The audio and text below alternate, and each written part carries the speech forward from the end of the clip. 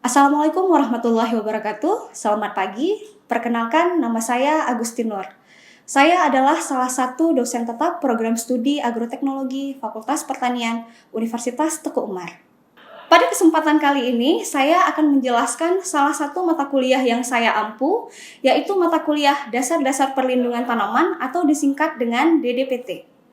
Mata kuliah ini merupakan mata kuliah wajib pada program studi agroteknologi dan biasanya akan diprogramkan oleh mahasiswa pada semester ketiga. Mata kuliah DDPT ini berbobot 3 SKS dengan 2 SKS perkuliahan di kelas dan 1 SKS praktikum. Ruang lingkup mata kuliah ini meliputi organisme pengganggu tanaman yang terdiri atas hama, penyakit, dan gulma, kemudian teknik-teknik perlindungan tanaman, serta upaya dalam mengendalikan hama, penyakit, dan gulma. Terdapat 3 capaian pembelajaran dari mata kuliah ini, yaitu yang pertama, mahasiswa mampu menjelaskan tentang pengertian hama dan penyakit tanaman. Kemudian yang kedua, mahasiswa mampu membedakan dan memilih teknik-teknik perlindungan tanaman yang tepat. Dan yang ketiga adalah mahasiswa mampu mendeskripsikan manfaat perlindungan tanaman untuk budidaya pertanian. Terdapat 12 materi pokok yang akan dialokasikan dalam 14 kali pertemuan, yaitu konsep hama, serangga sebagai hama, perkembangan serangga, teknik pengendalian hama, konsep penyakit tanaman, perkembangan dan penyebaran penyakit, gejala penyakit, teknik pengendalian penyakit, gulma, jenis dan perkembangan gulma, analisis vegetasi, dan juga pengendalian gulma.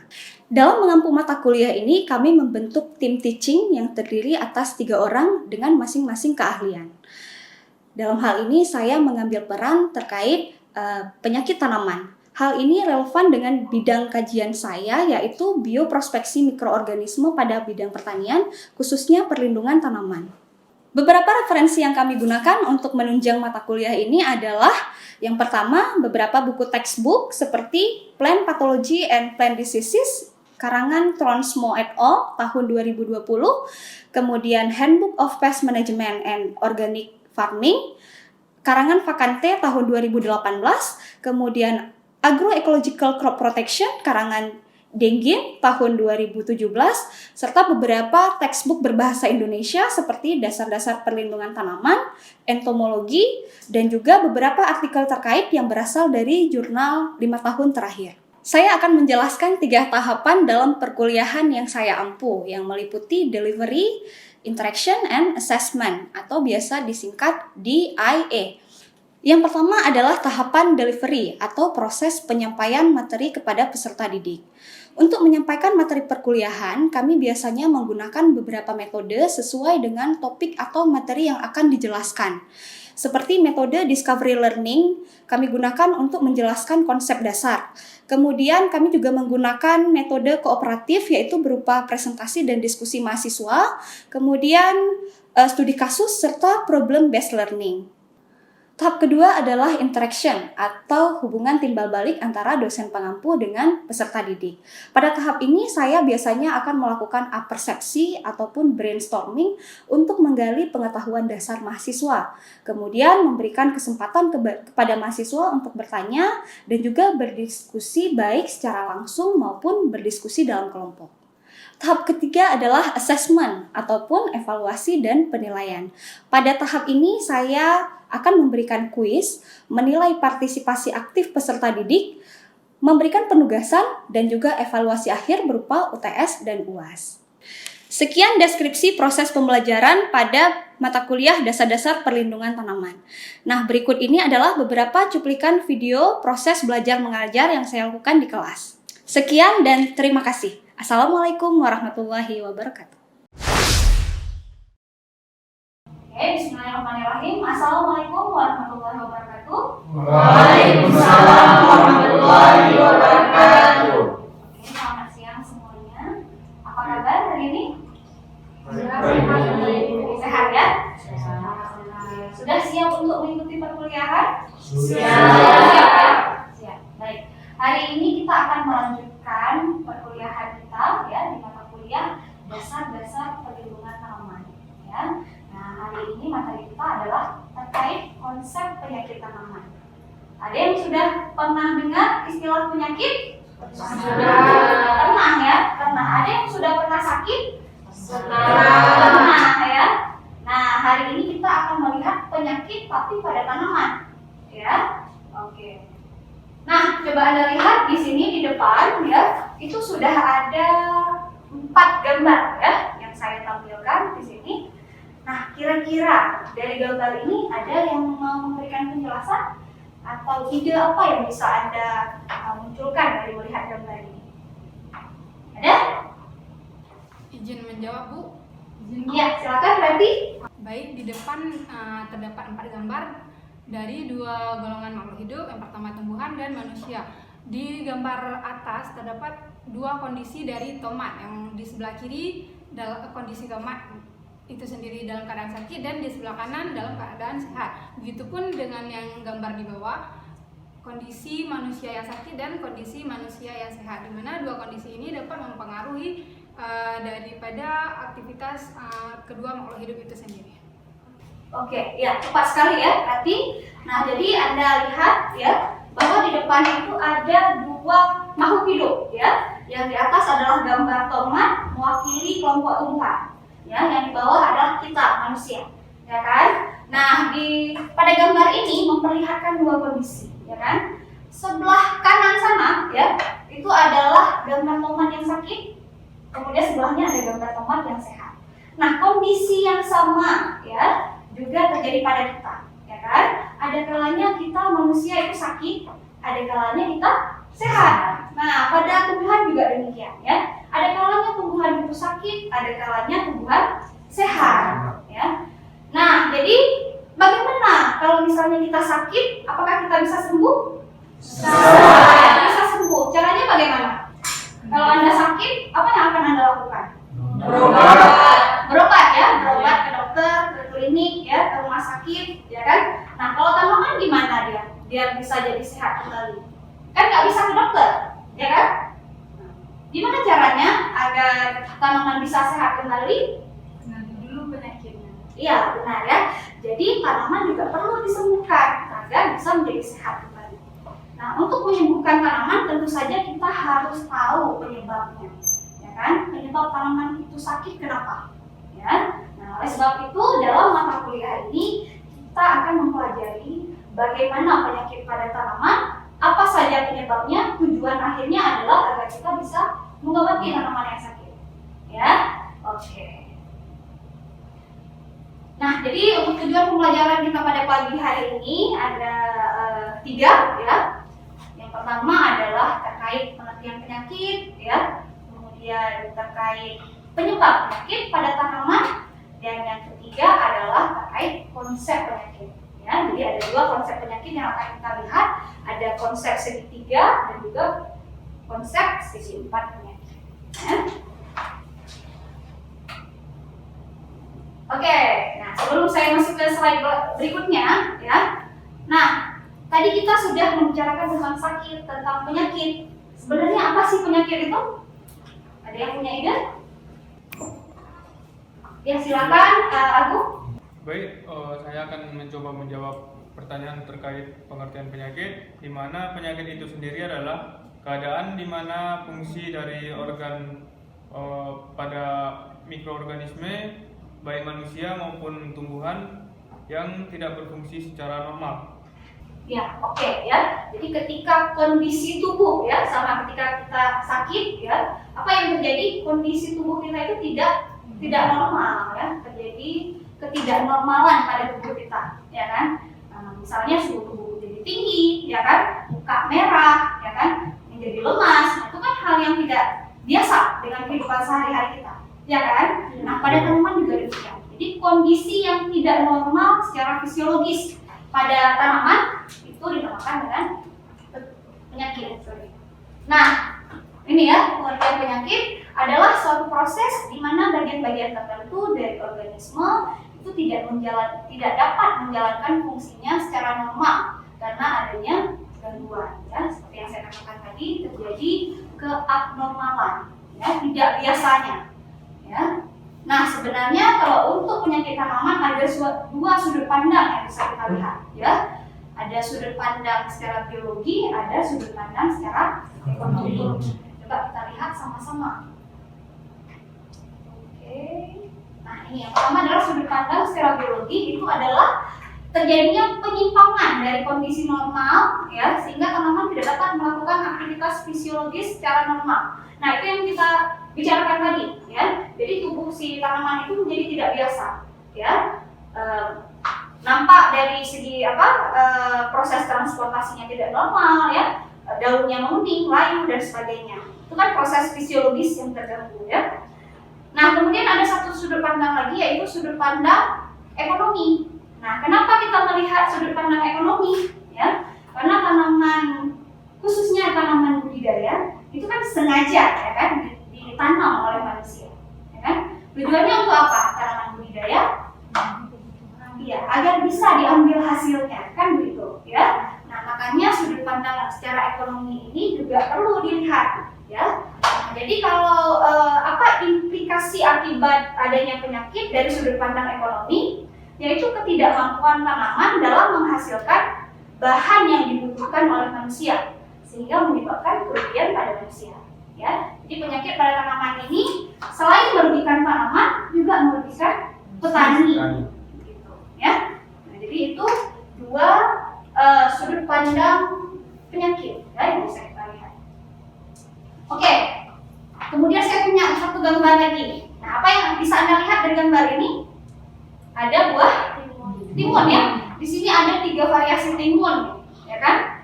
Variasinya apa? Yang pertama timunnya kecil ya, yang dua berikutnya ukurannya sama. Nah, ketika Anda ke pasar ya, misalnya ada satu tumpuk ya, timun itu seperti ini nih. Ya, seperti yang kedua ya. Ini yang ukurannya sama ya, yang kita bandingkan. Satu tumpuk lagi yang seperti ini. Kira-kira yang mana yang akan Anda pilih? Ya, yang di bawah. Kenapa yang di bawah? Karena penampilannya lebih menarik. Oke, penampilannya lebih menarik ya. Penampilan normal yang mana? Yang Yang di bawah. Kalau yang kedua normal nggak? Enggak normal ya. Jadi kita sebagai konsumen cenderung memilih hasil pertanian yang normal ya, dan secara look ya, secara penampakan dia itu normal, ya kan?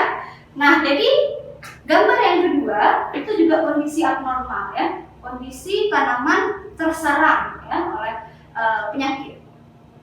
Oke, nah jadi yang ingin saya katakan di sini bahwa penyakit itu tidak hanya menurunkan kuantitas tanaman, tetapi juga bisa menurunkan kualitas ya, kualitas. Kalau ini kan kualitas ya, kita berbicara kualitas seperti itu ya. Oke, berikutnya. Nah, sebenarnya apa sih yang menyebabkan tanaman itu dapat terserang penyakit?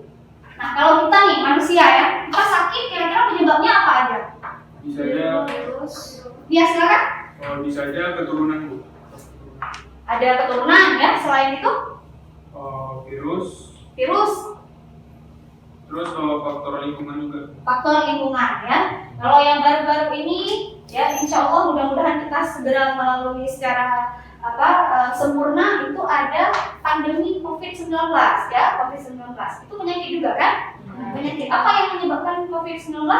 Virus ya, virus itu juga salah satu penyebab penyakit ya. Nah, pada tumbuhan atau pada tanaman juga sama ya, seperti pada manusia. Ada hal-hal atau faktor-faktor yang dapat menyebabkan penyakit ya, terjadinya penyakit. Coba kita lihat apa saja.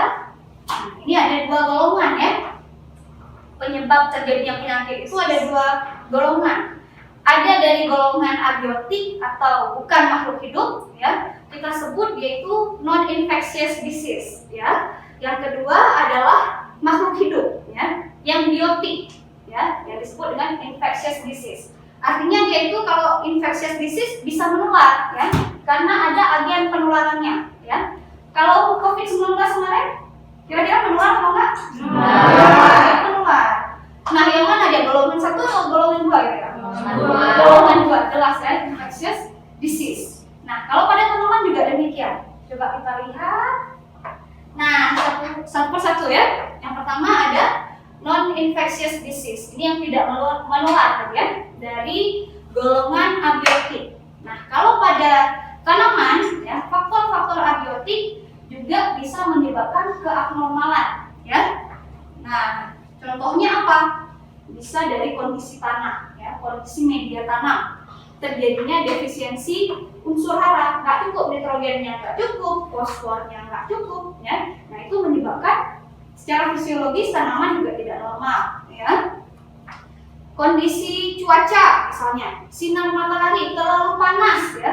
Kondisi terlalu panas itu bisa menyebabkan keabnormalan pada tanaman, bisa layu, ya kan, dan sebagainya. Suhu ekstrim, angin, hujan, air, ya. Walaupun tumbuhan itu membutuhkan air, tapi ketika dia itu kelebihan air ataupun kekurangan air, ya, dia akan sakit juga, ya kan? Makanya sesuatu yang berlebihan itu tidak bagus, ya kan? Nah, kemudian penyebab lain bisa dari perlakuan pertanian, ya, kerusakan mekanik, kerusakan kimia oleh pestisida, ya, limbah industri itu juga bisa menyebabkan keabnormalan pada tanamannya. Jadi ini adalah beberapa faktor-faktor dari kelompok abiotik atau non makhluk hidup, ya, yang menyebabkan sakit pada tanaman. Oke, golongan yang kedua adalah infectious disease. Nah, ini yang tadi kita katakan bahwa ada agen penularan, ya kan? Nah, penyakit yang infectious disease, penyakit menular, itu ada penyebab dari sisi makhluk hidup, ya. Nah, dari golongan apa saja ya? Ada dari jamur, ya, bakteri, ada virus, ada nematoda, ya. Nah, biasanya penyebab penyakit, ya, pada tumbuhan, ya, itu berukuran kecil, ya, berukuran mikro, ya, atau dari golongan mikroorganisme. Nah, fungi, bakteri itu mikroorganisme, ya. Virus walaupun dia makhluk peralihan tapi ukurannya sangat kecil, ya kan? Nematoda juga demikian, ya. Nematoda apa? Cacing, ya. Cacing yang berukuran sangat kecil, ya, kecil sehingga bisa masuk ke dalam jaringan tanaman, ya. Nah, jadi keempat golongan itu masuk ke dalam patogen, ya, golongan patogen. Kita sebut sebagai patogen atau penyebab penyakit pada tanaman. Oke? Paham sampai di sini? Paham, ya? Oke, berikutnya saya akan menampilkan di sini beberapa penyakit, ya, contoh penyakit atau keabnormalan yang disebabkan oleh patogen tadi. Yang pertama dari golongan jamur. Nah, jamur sudah tahu semua jamur itu apa? Ya, golongan mikroorganisme tadi, ya. Golongan mikroorganisme, ya. Dia itu eukariot, ya. Kalau dia sendiri individu, ya, itu nggak bisa kita lihat, tapi bisa kita lihat dalam bentuk koloni, ya kan? Nah, di sini Anda lihat di bagian gambar ini tanaman apa nih yang rusak? Tomat, ya.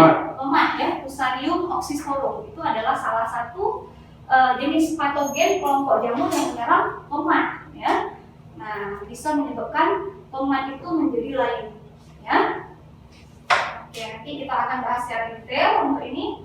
Nah, kemudian berikutnya ada contoh infeksi akibat bakteri, ya. Nah, ini kira-kira tanaman apa yang sakit?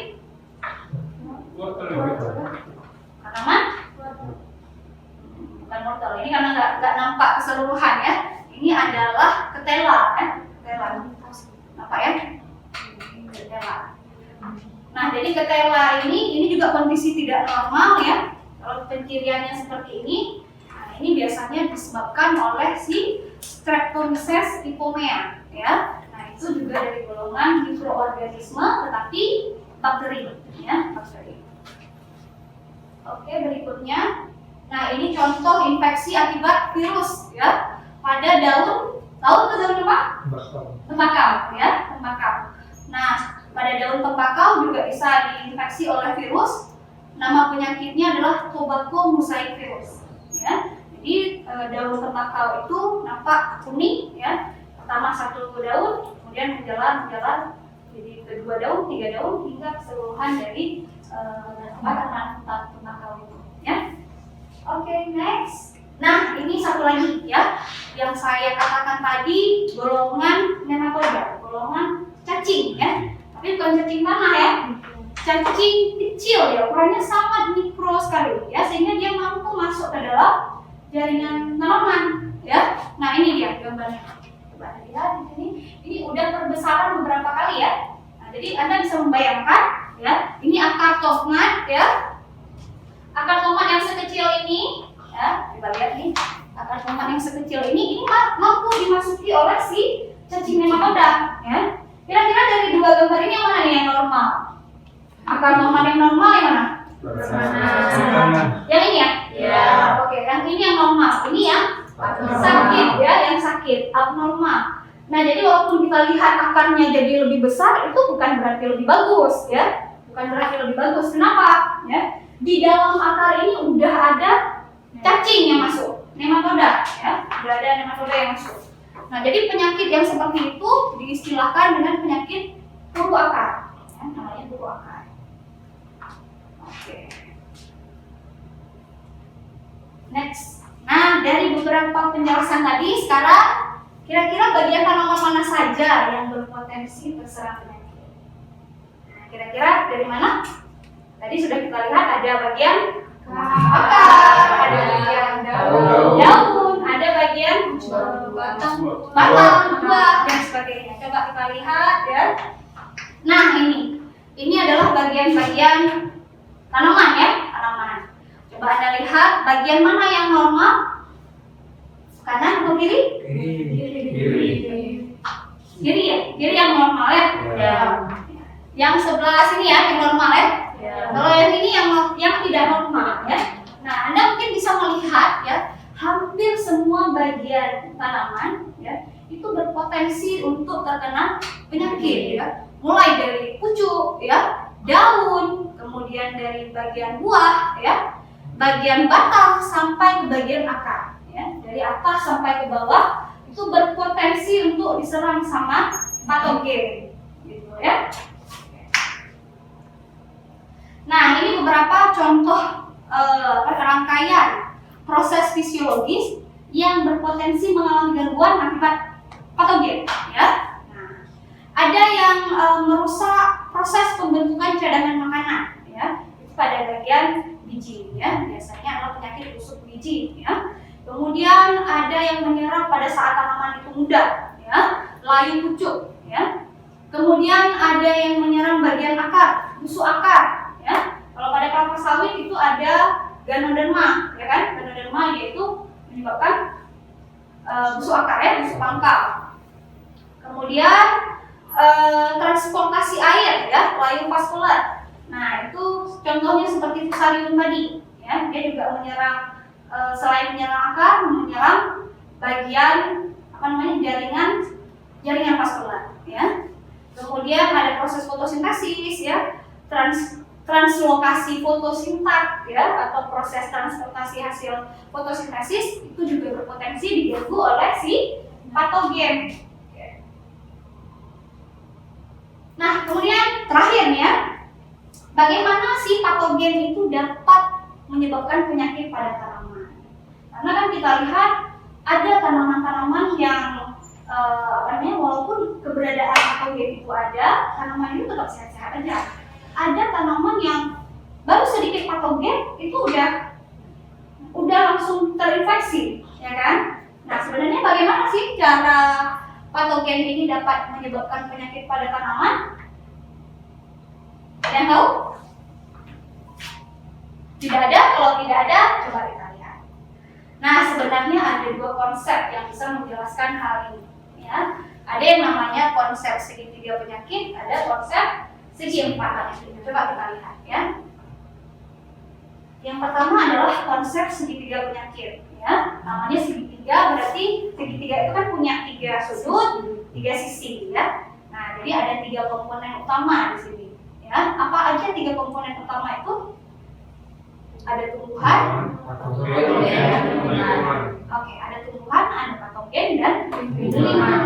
Dan jadi tiga komponen ini sangat berpengaruh untuk terjadinya penyakit, ya. Untuk di mana kondisi terjadinya penyakit bisa berpotensi besar, ya. Nah, yang pertama dari sisi tumbuhan, ya. Jadi tidak semua tumbuhan itu bisa diserang penyakit, ya. Ada tumbuhan-tumbuhan tertentu, iya nggak? Iya kan? Iya. Tumbuhan yang bagaimana yang bisa diserang penyakit adalah tumbuhan yang rentan. Apa maksudnya tumbuhan rentan itu? Tumbuhan yang pertahanan tubuh, imunitasnya itu kurang. Sama seperti kita, ya kan? Kemarin itu ketika pandemi COVID, ya kan? Ada orang yang sangat mudah gitu terjangkit, ya. Ada ada orang yang biasa-biasa aja, ya kan? Nah, itu tergantung dari imunitas, ya. Nah, sama tumbuhan juga demikian. Kalau tumbuhan yang rentan, ya, itu sangat mudah terserang sama penyakit, ya. Jadi penyakit itu bisa terjadi ketika kondisi tumbuhan itu rentan, ya, artinya imunitas tubuhnya rendah, ya. Kemudian yang kedua dari komponen patogen, ya, karena tidak semua patogen itu bisa menyebabkan infeksi, ya. Nah, patogen yang bagaimana yang mampu menyebabkan infeksi? Patogen yang virulen, ya, yang punya kemampuan untuk menginfeksi, ya. Nah, karena tidak semua patogen itu bisa menginfeksi. Contohnya apa? Vaksin misalnya, ya. Vaksin itu kan berasal dari virus yang dilemahkan, ya, virus yang dilemahkan. Nah, dia itu kemampuan virulensinya itu udah diambil, ya, sehingga dia itu nggak bisa menyebabkan penyakit lagi. Nah, kalau dalam hal ini patogen yang virulen itu bisa menyebabkan penyakit. Kemudian satu lagi adalah lingkungan, ya. Lingkungan yang bagaimana yang bisa menunjang terjadinya penyakit adalah lingkungan yang tidak cocok untuk tumbuhan, ya, tidak membuat tumbuhan itu menjadi kuat, tapi cocok untuk patogen. Ya, jadi dia itu mendukung patogen. Nah, jadi ketiga komponen ini, ya, bekerja sama, artinya dalam kondisi yang seperti kita katakan tadi, ya, baru bisa ya itu menyebabkan penyakit. Oke, ya. Oke, baik, mungkin itu saja yang bisa saya sampaikan untuk hari ini, ya, mudah-mudahan bermanfaat untuk Anda. Silakan dipelajari lagi di rumah, silakan berdiskusi sesama teman. Kalau ada hal-hal yang urgent, ya, yang ingin didiskusikan, silakan menghubungi saya. Oke? Nah, untuk minggu depan, ya, materi selanjutnya adalah terkait penyebab penyakit. Kita akan membicarakan lebih lanjut terkait fungi, jamur, bakteri, virus, dan nematoda. Ya, jadi penyebab penyakit dan perkembangannya, ya, di minggu depan. Oke? Baik, terima kasih atas kehadirannya hari ini. Mohon maaf apabila ada kekurangan, ya, silakan diambil yang baik-baik saja, yang tidak baik silakan ditinggalkan. Mungkin sampai di sini saya akhiri. Assalamualaikum warahmatullahi wabarakatuh. Waalaikumsalam.